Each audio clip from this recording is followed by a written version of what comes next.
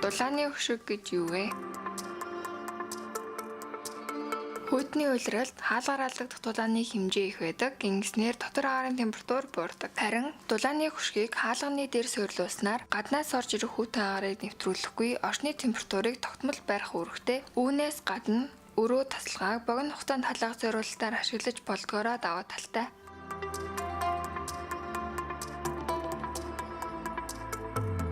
Дулааны улиралд тэнийг унтрааж зөвхөн сэнсийг ажилуулснаар гадны халуун агаарын бохирдол, ялаа шумал зэргийг дотогш нэвтрүүлэхгүй байх аж тустай.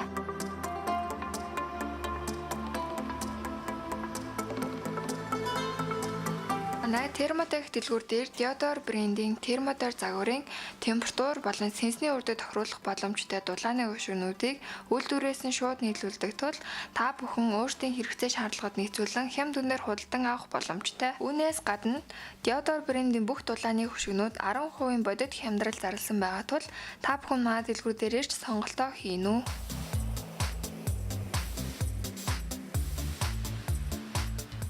Та төхөөрөмжийн хүчин чадал болон бусад үзүүлэлтийн дэлгэрэнгүй мэдээллийг манай вебсайтаар зочлон авна уу? Мөн та Facebook Messenger болон утсаар холбогдсон нэмэлт мэдээлэл авах боломжтой.